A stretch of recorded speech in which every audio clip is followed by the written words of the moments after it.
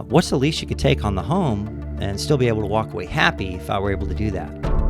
Zip, zip, zip. Yeah, you're just quiet. Now Danny will run through the numbers. Now it's on my court. Yeah, it's in his court. I'm not saying a word till I get a number or a response from Danny. And sometimes, guys, I've been in homes where the silence was uncomfortable. It gets awkward. Yeah, I mean, especially when it goes past a minute.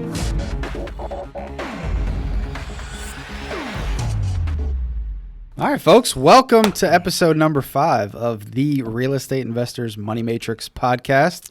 And today I've got the specialist of all special guests, the mighty, great, and powerful phone genius, Jeffrey Haskins of Little Pink House America. How you doing, bud? Thank you, Danny. Appreciate it. Doing well. Thank you. Yeah, it's awesome to have you on the show. Again, this week we are sans Scott, which means we're going to go off the rails again. Okay. I like it. I kind of like it when Scott's not here these days. We get to mix it up and have a little fun. Absolutely. Behind the boss's back. Yes. But no, we had talked last week about bringing you on, and then Scott stole the thunder, and we did the Subject 2 episode. Right. But I want to have you on to share, not just with our people, but anybody who's interested in real estate investing, the tactics of the phone, not to be scared of the phone. Yeah. Our business requires use of the phone. It absolutely does. If you're afraid of the phone, do another business. Yeah, yes. If you're afraid of the phones, being a real estate investor is probably not for you. Probably not. But give the people a little bit of background of your sales experience, where you've come from, and do you even count how many sales you've made in your whole career? My gosh. To be honest, I've been in real estate sales for 21 years. I'm 53 now, so. Woo, 53. Yep. Just throws it right out there like it's nothing. Just my background a little bit. I used to work for a local real estate guru who's been in town for a while. Should I mention his name? Yeah, sure. Yeah. So I worked for a fellow by the name of Ron LeGrand, and I sold a lot of real estate courses. I sold boot camps. I sold trainings. I sold modules. I sold coaching. We filled events, and that's what I did for quite a while. All phone sales, correct? All phone sales. Yeah. I got to say, back when I was with Ron, I would see people doing deals, but I never even believed that it could happen, until I came here to Pink. Yeah. And so my background, 17 years in real estate, but not real estate doing deals, real estate sales. Correct. After I came here, I started following Mike Matthew around. He's one of the partners here, and at the time, Mike was our acquisitions guy. So he was. So it was Mike's job to go out and get all the houses in our inventory. Yep. And he kind of groomed you up to take the throne in that position. That's right. He worked with me quite a bit. We went out to a lot of houses together, and I didn't say a word. I just set the appointment on the phone. I said, I'm coming out there with our VP, and we'll show you how it works. And if you like what we have to say, we'll get you signed up. We walked in my very first day out. We had 3 appointments, and we signed up 2. So we got 2 contracts the very first day. I got to tell you, Dan, I walked home that day, drove home, and I couldn't believe it, because now I was actually doing what I was selling. Exactly. So before you were selling basically educational products. Yep. And not seeing it in application. Yes. And you found us on a Craigslist ad, I think, or a Monster ad, something. I have my resume out on Monster. We found you. And they called me.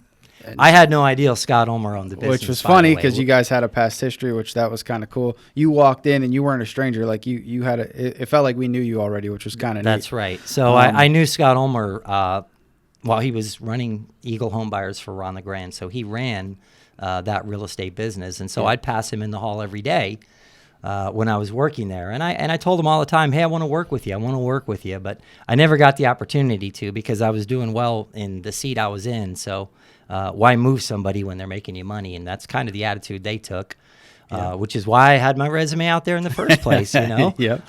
So I wanted to get involved in the real estate part of it. Yeah, so you were kind of on the phone sales, pushing products, hamster wheel, and you wanted to be more involved in the real estate investment side of things and actually getting your sleeves rolled up and your hands dirty in the real estate business. So when you came to us, you had all the skills that it took, obviously, on the phone to sell something, right. and we'll dive into your tactics in a little bit here. Mm-hmm. But you were able to then move into the actual real estate side of it, because that's all we did and pretty much all we do now. Correct. So you stepped in, you followed Mike, you got trained up on how to go put houses under contract. That's right. How much does it cost to put a house under contract? $10. $10. I was hoping he was going to say nothing, and then I was going to call him on it. You do need at least $10 most states for good consideration. Right. It's consideration. Keeps on you the clean and contract. legal. It does. So right answer. But I mean, in the short, we gave you how long to perform? So when they hired me on, they sat me down and said, "Hey, look, we need to make this happen. We need to make sure you're the right person in this seat. And so we're going to give you a month. We're going to try you out. If it works, great. And if it doesn't, we're friends, Jeff, and business is business. We'll just part friends." So that was kind of a jump off the ledge here to take that chance, you know. Talked to the wife about it, and she said, "Do you think you could do it?" I said, "I know I can. It's just another, sales. It's sales is sales." Exactly. And I definitely think I could do it. So I took it on, and we started. I started getting 2 to 3 houses under contract per week on average. Danny, I brought in 7 houses. Yeah, that was a good week. In 1 week. That was a really good week. 2 to 3 is what they asked of me, and I gave that to them. Within 3 months of being the acquisitions director, we had about 40 houses up on our board. Yep. Coming in, Michael had control of it, and he was really trying to expand the brand and step out of the role he was in to work more on the acquisition side and bring more people in. So we had a handful of houses when I started, maybe 5, 6. Maybe, something like that. Yeah, we had a good little handful, but man, we really cranked it up quick, and I just couldn't believe seeing it actually work. The scripts that they gave us work. All I do is read a script. It's not rocket science, It's all scripted. Knowing what to say and knowing how to answer the questions. Body language, posture when you're in the home, how to tie them down and get them to actually sign the paperwork. So there's a lot of little nuances that you learn along the way. But definitely, it was a lot of fun, and I enjoyed it. Just doing acquisitions full time. Yeah, I mean, walking in, you came in. We're targeting for sale by owners. These are people who are already for sale. So correct. A lot of the people listening to this and watching this might be. Maybe they've dipped their toe in the water when it comes to wholesaling, or maybe they fix and flip, maybe they looked at some other things. Yeah. And something that's very interesting for me when I first got here, not coming from real estate, I used to be a lumberjack, funny enough. But we get down here and now I did have an extensive marketing background, but I learned real estate really quick. I mean, when you get to sit next to Scott, he's a wealth of knowledge. You have no choice but to soak it up. Yeah. So when I realized that we were targeting retail properties as an investor, it kind of goes against almost everything that everybody else teaches for the most part. Ron and a couple people have some pretty house approaches, but to come in and just basically go to Zillow, find for sale by owners, reach out to them and have a conversation, and then to your, excitement to hear them say yes consistently. Yeah. Right. Yeah. Come on out. Check the property out. That program sounds great. I'd love to hear from you. And to build that momentum had to be just a big mental shift for you coming into that. It was. It's very exciting too. We're calling sellers and not chopping them at the knees. So that was different. That was a really different approach to call a seller and say, "Hey, listen, not only can we give you what you're asking for the property, or close. You always want to throw that in. Sure. But you can make another as much as 10 to 15% on top of that. So now it's a really different approach than going to someone who's selling a house at $200,000 and saying, "Hey, I'll give you $150," right? Exactly. No, I'll give you the whole $200,000, and you can make another $20,000 to $35,000 on top of that. Now they're listening. So yeah, the antennas tend to go up. They go up when you drop that line, and a lot of them think it's too good to be true, which is funny. But what do you think once you hear them say it's too good to be true? So whenever I hear that, what I hear is, "I love what you said. I think I like it a lot, but I'm just not sure I believe you." First of all, we're reaching out. The majority of what we reach out to is for sale by owners. Our program is predicated on what we call an executive lease purchase. Yep. Right. When you're reaching out to them, how do you explain that? How do you go through that with a client on the other side of the phone? So mainly we sell houses on terms, and so we work with people that want to get into them but aren't able to get a mortgage today. So I explain that to the seller. And then I also explain to them that there's really good people out there that can get it done, that can afford the home, and we could certainly get them a mortgage in a reasonable period of time. I also explained to them that a lot of the people we work with are self-employed. That's our biggest demographic. It is. Yeah. About 70% of our buyers are people that own businesses that just aren't able to walk into a bank today and get a mortgage. So I sell the seller basically on the idea of getting some money up front from the seller as a down payment. Whenever we do a lease purchase, there's a large non-refundable down payment up front, which is in the range of 5 to 10% of the asking price. Yep. So in most cases, our sellers are going to get a nice little chunk up front. So I let them know about that. I also tell them that there's going to be payments for 6 to 12 months. On a lease purchase, they're basically leasing the home until they get the mortgage in place. And so every time my buyer makes a payment to you, Mr. Seller, it's not going to come off the price. That's important. So if we had, let's say, for example, we were getting $2,000 a month. You got a $300,000 home. We got $2,000 a month, and it was a 12-month term. That's another $24,000 that you're receiving on top of the $300,000. And I don't tell them what they're going to do with it. I let them decide. That's up to them. That's up to them. But that's what they're receiving on top of their asking. Plus, they're getting out of it without paying any commissions, without any closing costs. Well, they're going to have their own closing costs, right? But they're not going to have to contribute. We're not going to ask buyers. them to contribute to our buyers. 100%. So they tend to make a lot of more, and that's really what I sell them on. That's what an executive lease purchase is. Yep. Some people might not consider themselves an executive because they're an AC repairman or whatever. But an executive lease purchase, guys, is really just a structured agreement to buy your home from day one. The buyers that we work with will simply be buying the house on terms. And that is the best explanation I can 100%. give of an ELP. Yep. And that's how that's why sellers want to work with us. They make more money. We stack that value on top of one another. So for one, we're going to get you as close to your asking price as we possibly can. Yep. And we're going to be able to be priced at the top of the market, right? Because we're affording a buyer terms. That's right.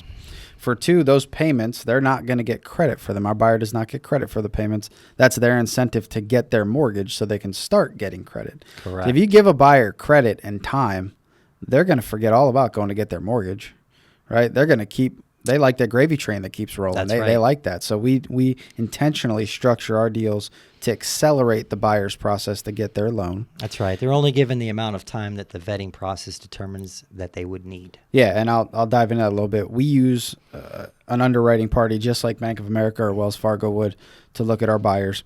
And they tell us they need 12 months, they need 18 months. Then that's what the term is. That's correct. We don't say, oh, we'll give you 24 if you need 12. Oh, we'll give you 5 years. Don't worry about it. Right. Yeah, no. So they get all that value stacked on top of one another, and that's exactly why people want to do business with us. Yeah. That's our whole pitch. Plus, they get me. And they get me. They get Listen, the almighty I'm going to spend Jeff. all my time. When you talk to a seller, they get me. You need to tell them, listen, all my time, all my energy, right? My gas, I'm going to do all the showings. I'm going to screen the buyers. I'm going to run the marketing, my marketing dollars, not yours. I'm going to do all this stuff at my expense. And Danny, if I don't produce a buyer that you are agreeable to, not only do I not make one nickel, but I lose. So who's the one at risk, really? And if you put that to the seller like that, listen, I'm going to take more risk than you, and here's why, then the light bulbs go off. 100%. Light bulbs go off.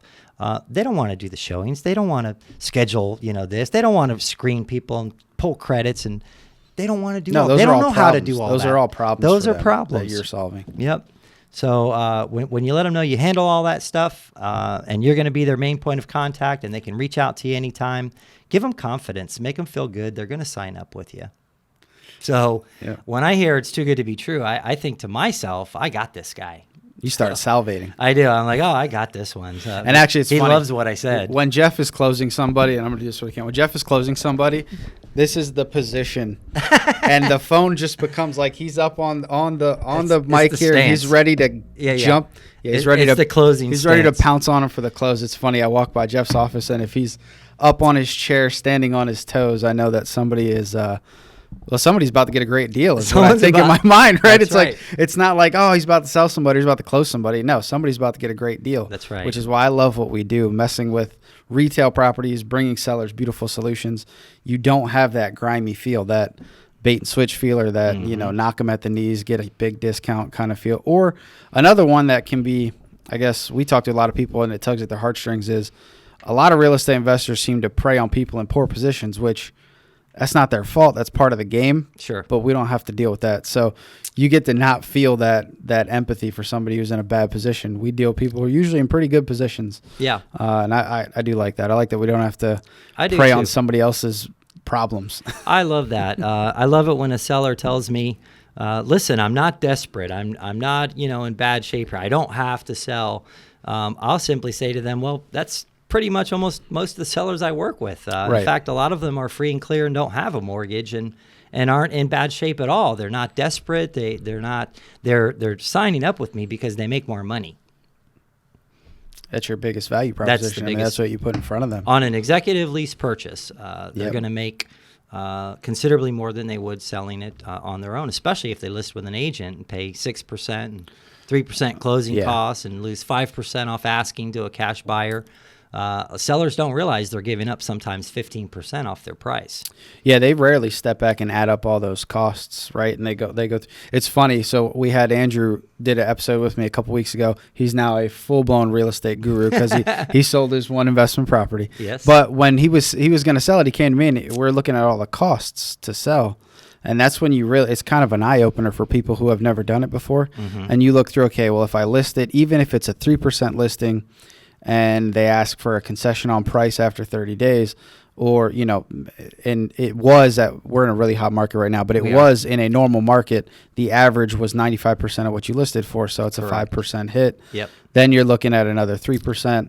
A lot of times the buyer wants you to add to their closing costs another 3%. I mean, before you know it, you're at that 15% mark in what it costs to sell, and you're looking at, $40,000 coming out of your pocket or more than that.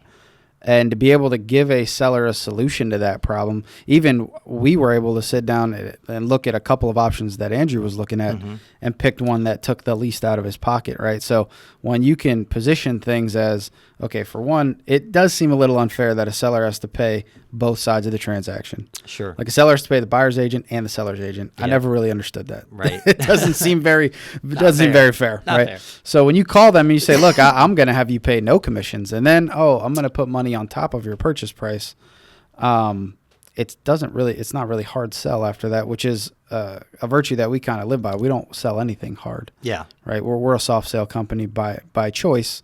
You get a lot more deals that way. It is. It's not a hard sell. I don't get on the phone and try to close, especially on the first call. I just want to get the whole pitch out, send some information out, and then I like to do a follow-up call, and then I like to go for the close. Yeah, talk to people a little bit about like the ecosystem of a lead all the way up to the point of going and getting the contract. So you can tell them like our two-step call process, kind of how that all works out from your viewpoint. So we have lead setters here. They call off of, all different sources: Craigslist, Zillow, ForSaleByOwner.com, MilitaryByOwner.com. There's so many places. And they search those listings, and they find sellers that want to talk to me. So they'll call them with a short pitch. And the pitch is really just kind of, hey, would you consider accepting payments for a short period of time before being fully cashed out, maybe 6 to 12 months. The seller doesn't realize what they've asked them is, would you consider a lease purchase? But that's kind of a roundabout way of asking that. Yep. When they say anything like, how does it work? How much is my monthly payments? Do I get a down payment? What happens if the seller trashes my house? They're asking these questions because what they've heard from you is, yeah, maybe that could work for me, but I have a few, things that I want to get through and make sure. A couple hesitations. But they're interested. They wouldn't ask questions if they weren't interested. That's right. 100%. And so once I get a lead sheet, it goes really through a file system that I keep, and it's a 31-day file. I'd be happy to explain it quickly. There's 31 files in my drawer, and each file represents a day of the month. Mm-hmm. So if we're in file 17, we're working on the 17th day of the month. If that seller says, hey, I'm not available today, or I'm at my kid's doctor's appointment, call me back in 3 days, that file goes from 17 to file 20. Rocket science.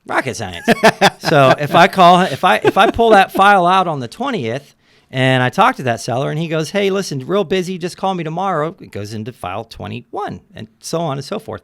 So your leads, once you get them, they're going to work through a pipeline until they say yes, no, or take me off your list, or the house is sold, or I listed it with an agent. Those are about the 5 responses you're going to get. If they haven't given me a solid no, don't ever call me again, that lead is continually working through the folder until I get a hard no, until I get, listen, this just isn't right. Take me off your list. Yep. I put it with an agent, or, hey, Jeff, it sold yesterday. That's when I pull the lead out, and it's dead to me at that point. Yep. But up to that point, Danny, I like to keep the leads working through the pipeline.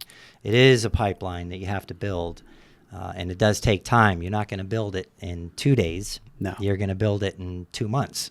Yep. So, and like I can give a little perspective on that. When, the corporate office was 40 houses on the board, churning 4 to 6 a month, deals wise, or more than that in some months. yeah. If you had a lead shortage in a week, it was interesting. That week it wouldn't be a big bother, but 30 days from now, when your follow-ups that you're stacking together would kind of run a little dry, that 1 week would highlight itself, right? It would. It would be you're like, man, 3 weeks ago when we only got 6 leads that week. Yep. 30 days later, my follow-up folder, I went to that day and I'm like, oh man, It's kind of thin. I got like 3 pieces of paper to call. Yeah, on it. it's kinda thin in there. I'm not going to do anything with that. Yep. It's interesting. On average, how many touches do you put on a lead sheet before you realistically get a seller to convert on average? I know sometimes there's going to be a one-call close, which is rare. Yep. Those are fun. They are fun. And then a lot of times you're just going to chase them, and they never come to fruition. Yeah. But on an average, how many markups do you have on a lead sheet before you actually get an appointment? I would say the average touches before you're going to actually write a contract is going to be between 3 and 7. Nice. Touches. Yeah. You don't really want to even try to close them on that first touch. You want to plant the seed. You want to water it, send them an email, and then call them back and then try to close on them. Because a lot of times they'll have to discuss it with a spouse or a partner. They want to check you out online, make sure you're for real. Yeah, that's a big deal. There's a lot of things going on in their mind, so they want to make sure you're real. I don't like to try to close them on the first call, but usually by the 3rd or 7th touch, you're asking for the appointment. Hey, we've been on the phone several times. I think you like what we do. I love your house, and I think it's a great fit. What are you doing Tuesday? Let me come out there and take a look at it. I'll meet with you, shake your hand, and we'll talk. And then that's basically what I do. I go for the in-home appointment, because when you get out to their house, now you're like 1,000% more real than a voice on the phone. Yeah. If that makes sense. And I see videos all the time. You got people micro flipping virtually from their desk, all these other things. And I know, especially in a market like Jacksonville, when you show up and you shake somebody's hand, that's really doing business. Yes. It separates you from the pack in a big way. It does. You're not just some fly-by-night guy off of a Craigslist ad, right? You differentiate yourself from the pack in a big way when you do Absolutely. that. It's definitely important. It's a way that we do business, and you've seen it work 100 times a lot more than that when you go to a house and get a deal. Yeah. Well, I've put over 500 houses under contract. Not to brag, but a little brag, little hey, flex. I've been at it a while, flex. so. But I work with other affiliates in other markets, and so I've really lost count. So yeah, it's probably way more than that at this I'm sure point, it's Danny. a lot more than that. Yeah, I stopped counting. I mean, we were turning over 40 in a month easily, so yeah, it's definitely changed since then. Mm-hmm. Interesting. Your approach, give me some of the techniques. So you don't like to go for, obviously we're not hard charging. We don't like to go for that one call close. Correct. We like to plant a seed, water it, kind of let that go. How do you deal with objections that come from sellers? A seller, and not to give the actual objection, but any objection or slew of them. What's your kind of thought process? What do you think when you go through that with somebody? Are you kind of doing a dance with them? Yeah. So anytime you get an objection, you have to welcome it. That's the first thing you want to do is say, oh, okay, this guy has a legitimate concern. If I can answer this correctly, he might move forward with me. So when they're asking you questions, what if they trash the house? What if the buyer you put in my home doesn't get their mortgage? What happens if they lose their job and stop making payments? You got to have the right answers, first of all. So when they ask those hard questions, they're not so hard when you know what to say. Right. And therefore, for me, I learned my rebuttals. I listened to a bunch of calls before I actually went out on my own. Mike Matthew had recorded quite a few. I walked around my house for hours and days and probably a whole month listening to Mike's calls because that's really the meat and potatoes of how you're going to get the contract. If you don't answer the objections correctly and know your product, they're going to think you're half-witted and don't know what you're doing, and they're not going to sign up. They're going to lose all that confidence in you. They do. They lose the confidence. So when they hit you with a rebuttal, hey, Jeff, what happens if they can't get their financing? Well, that's a great question, Mr. Seller. First thing you should And that's how you answer like every rebuttal. Every time. Hey, that's a great question. I'm glad you asked. I've heard that 10,000 times. That's 101. It's 101. It Great gives question. Me a chuckle every time. In fact, anytime you get a question, close your eyes and go, great question, glad you asked, and then answer it. So those two things first, hit them with the rebuttal, and then tie it down. After you've said what you're going to say, you say to them, does that make sense? Would that work for you? Is that fair? So any one of those three would work. Does that sound fair to you? Most of the time, our rebuttals are really good. They're going to say, yeah, that sounds pretty fair. So that's when it's time to say, okay, great. Well, I love the house. Let me come out and take a look at it. So rebuttal, isolate, overcome the objection, and ask for the appointment.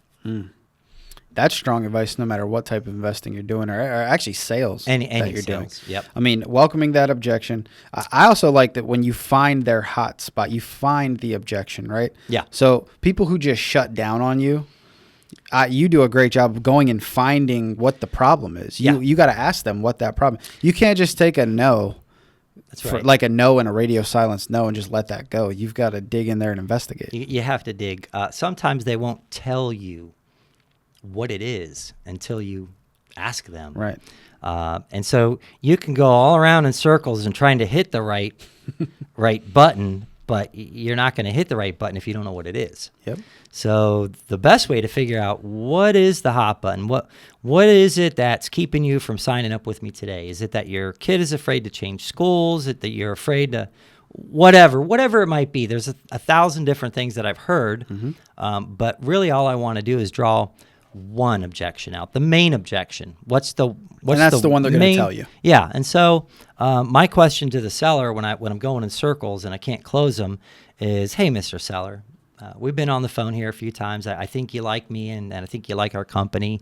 I know your house is a great fit for what we do, but I haven't been able to get you signed up. So let me ask you, if there was one thing holding you back from doing business with us today, what would that be? And then just zip it and see what's going to come out. You have no shot at overcoming an objection when you don't know what it is. I mean, that's just a magical question. Yeah. And then you just be quiet, and you'll see the hamster wheel running. Yeah. Even you'll see it through the phone. You can hear it, right? It's true. And then it's going to come out, whatever that one thing is. And maybe you can overcome it, maybe you can't. But if you don't ask that question, you're never going to have the shot to overcome it. Yep. Right. I think that one, I love that question. And just like welcoming the objections, I've heard you ask that question 10,000 times. Sure. And it works every time. It draws out that one big thing that you're looking to overcome. That's right. And most of the time, we have an answer to whatever that one problem is. Yeah. There's only really one problem that we cannot overcome, or one objection, I should say. That objection is, hey, I need to get cashed out on this loan to get into my new house. So that's a really tough one to overcome. If you've got a young couple, they've got all their money tied up into this home, they can't qualify for another loan unless they get this one sold, that's a pretty hard question to overcome. Yeah. So my question to them at that point, and if we're talking about a lease purchase here, which is kind of our forte, Yep. I would ask them if we were able to get you some of the cash that you need up front and then the rest in a short window. With the right buyer, is that something that you could work with? If they say, no, absolutely not, I just need cash, I'm done rebuttaling, and I'm done trying to pitch an ELP, executive lease purchase. At that point, I'm going to pivot to try to get them to drop on price and go to a cash deal. Yeah, so anybody listening out there, we're talking about lease options Yeah. for the most part. Correct. We call them lease purchases because we don't believe in the option. Right. I don't love options. No. We set our buyers up for success. We want We them do. to purchase, not exercise the option to do so or not. Yep. Not that lease options are a bad thing. They are if you're just an investor. It's just not what our company subscribes to. Sure. What we've done to combat I need all my cash now, especially in the market condition that we're in right now. Mm-hmm. It's a hot market. Everybody thinks they're going to list and get above list price to sell, Right. which is not true, but that's the concept or the perception. Sure. What we've done is we have kind of what we call wholesaling, or internally we call it FSBO flips, where you can just negotiate yourself a good deal. And for anybody out there who is an aspiring real estate investor, it's simply wholesaling retail homes. Yep. That's all we're doing. It is. So a guy's got a house at 200. You try to get him on an ELP or a lease option. The guy says, I really can't wait. I don't have any equity. I've got to move. I can't afford to wait. I need all my cash now.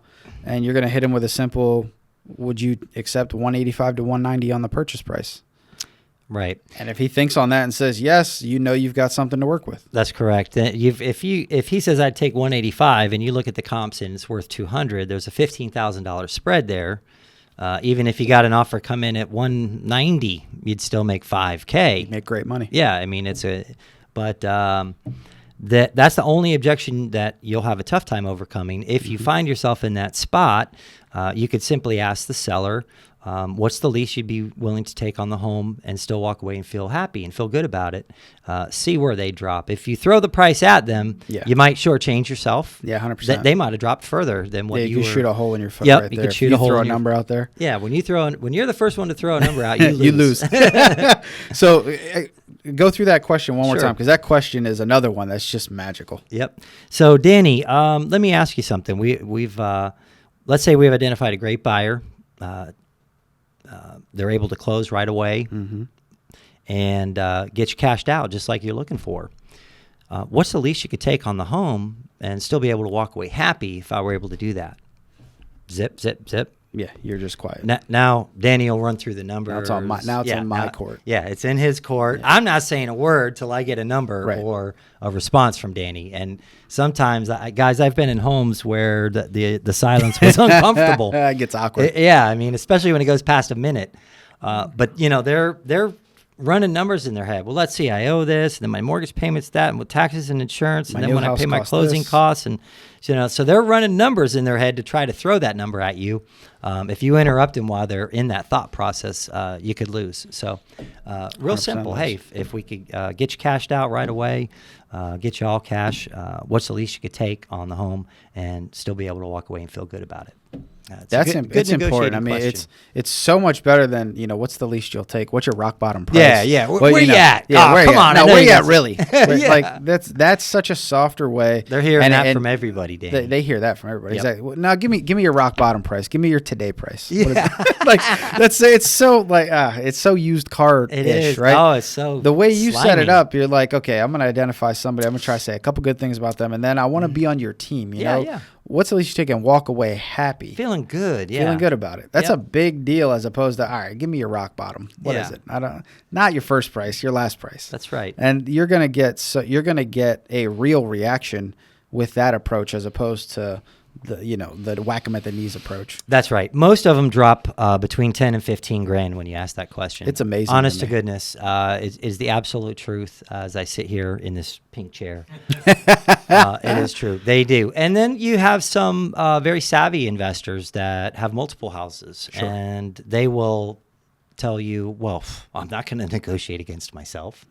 Flat out. The price is the price. Still going to write the contract.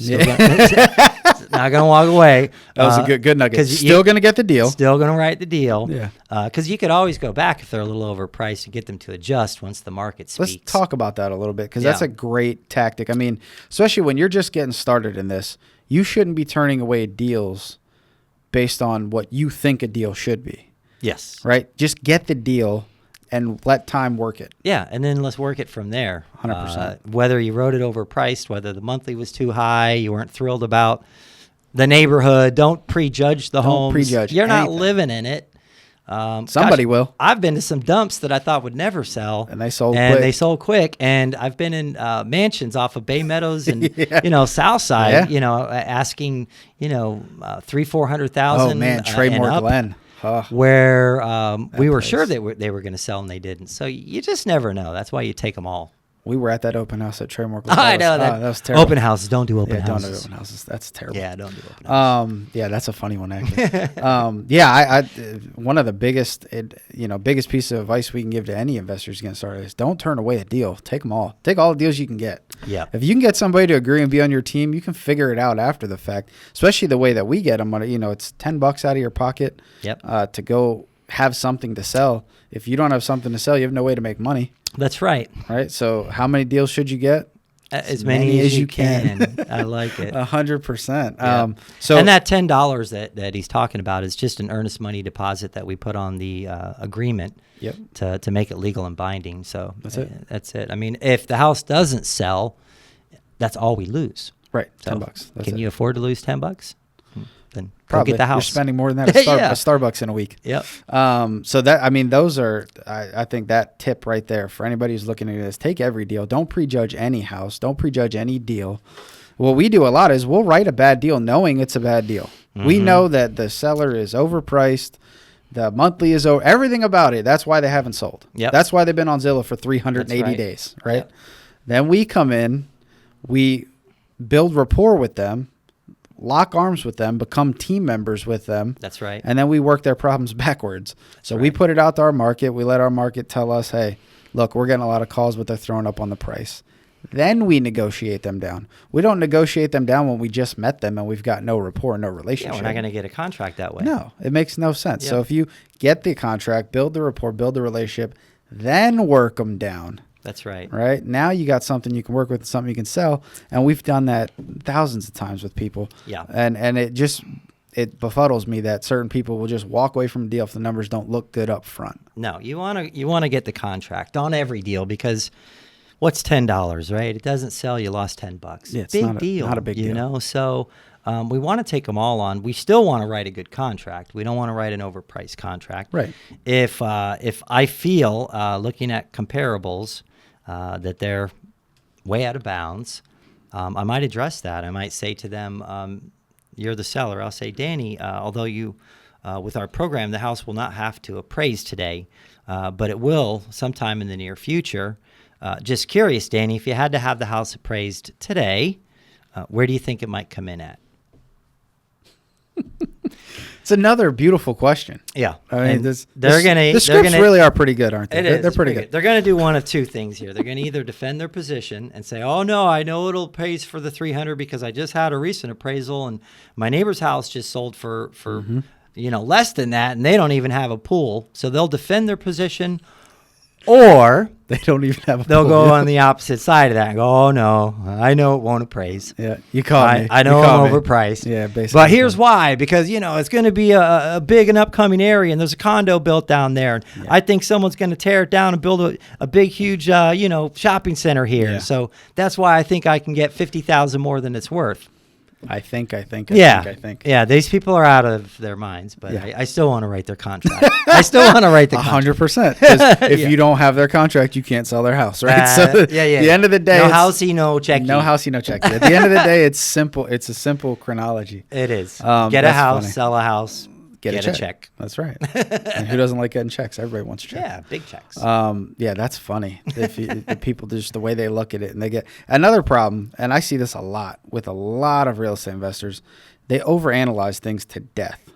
I mean, we have a pretty simple deal. You get a lead sheet. What's on the lead sheet? Number one thing, the address. Actually, number one thing is the phone number. Yeah, Because I need to pick up the phone and call them. that's right. I don't need to do all the research before I know if they're going to say yes or not. True. Like I've watched other people. I watch Jeff. He gets the lead. Sometimes he pulls it up on Zillow. Sometimes he doesn't. Most of the time, not. Most of the time, not. Most Just of the time, calling. I'm telling the seller, "Oh, it looks great here. I got the photos pulled up on Zillow." You're not even looking at it. I'm not even looking at The most it. important thing was you got to have the conversation, Yes. right? Because if they're a no, you just wasted 30 minutes analyzing something that was a no, Yeah. an absolute no. I had one guy, and I won't bring up any names here, but he was driving by the homes.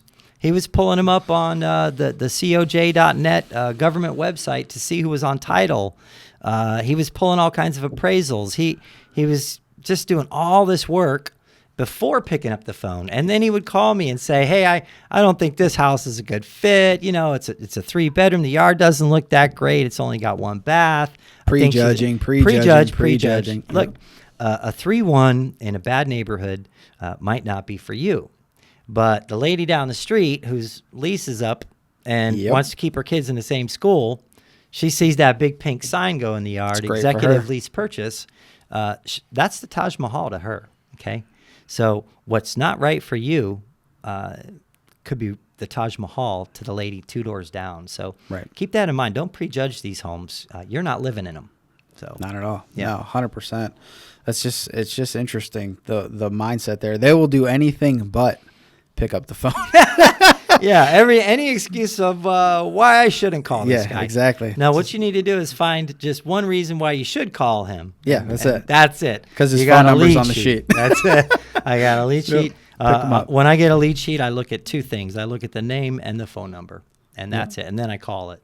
And then I start looking at other things in the notes and start formulating what I'm going to say and things like that. But until I have a conversation with that seller, I'm not doing any work, 0, on the lead until I know the seller wants to play ball. Yep, 100%. Yeah. And guys, what we're talking about with the lead sheet is just a simple piece of paper that outlines the particulars of the home and the seller's contact information. Our lead sheet has a priority system and notes based off of a lead generator. Again, we have a 2-call process where basically a telemarketer reaches out to a for sale by owner, gauges their interest, writes all the information on a lead sheet.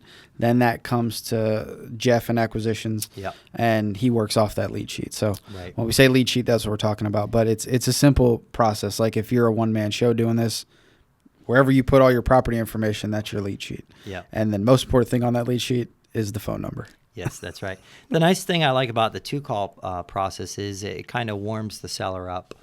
So you're not getting on to a brand new cold call of someone that's never heard from you or know you exist.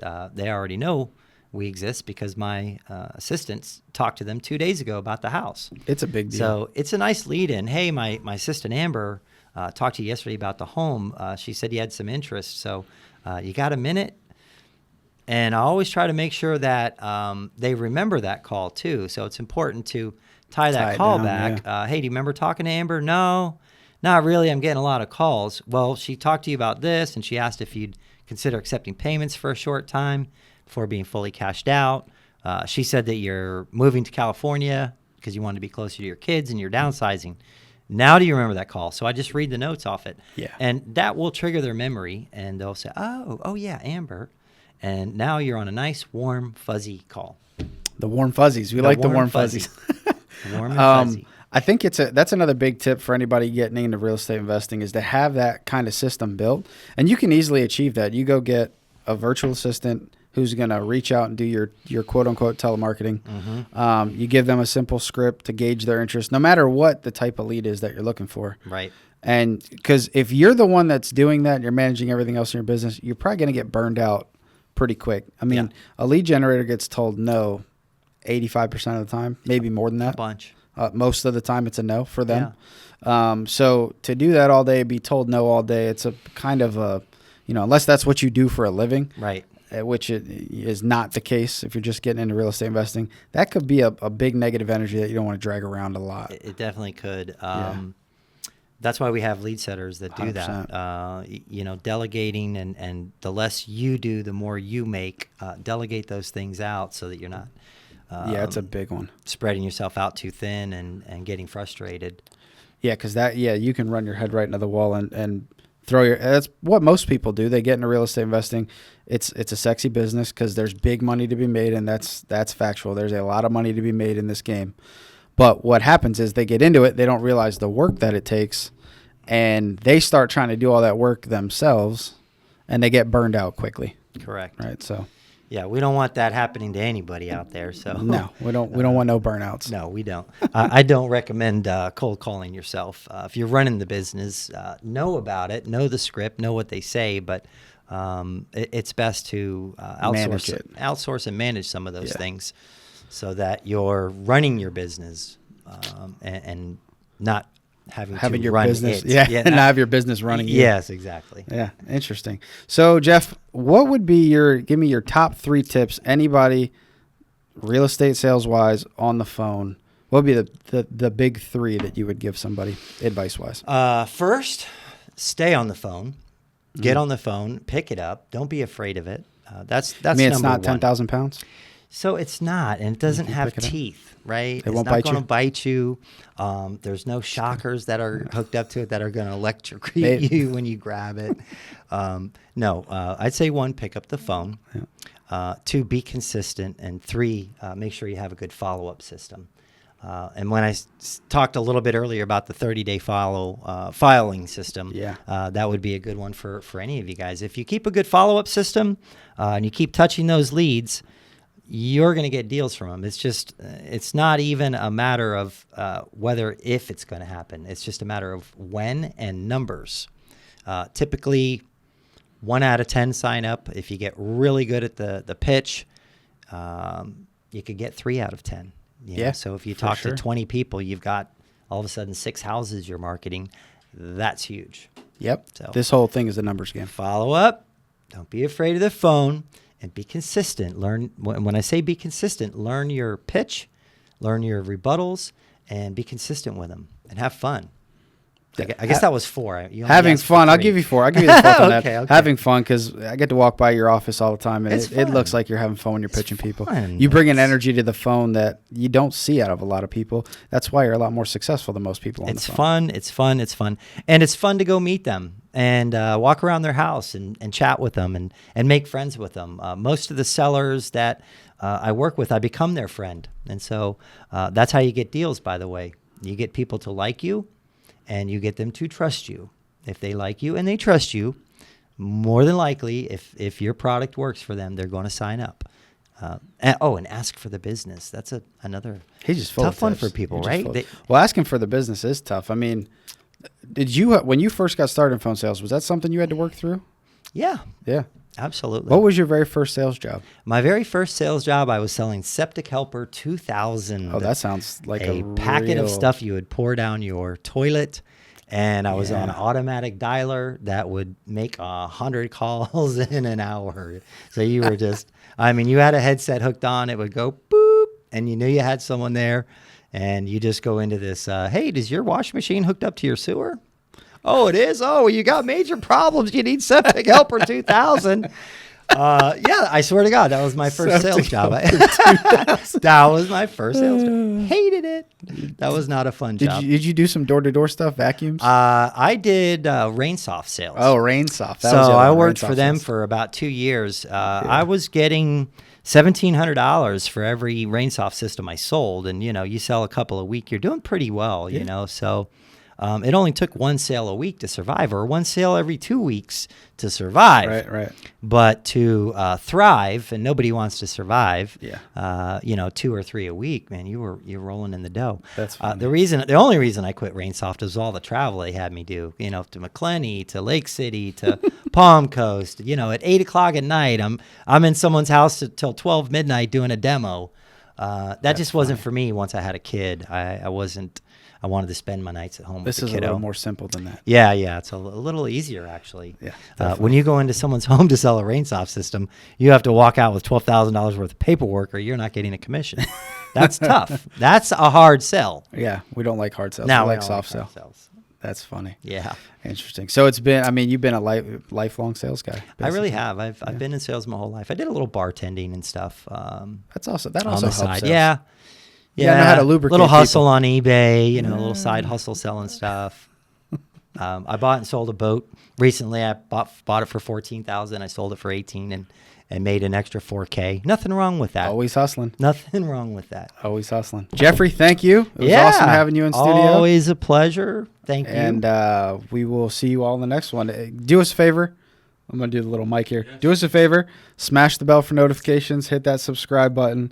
Comment below. We want to build some conversations here. If you've got questions, please. shoot them in there. I'll bring Jeff back on here. We'll answer questions. We'll make videos to answer your questions.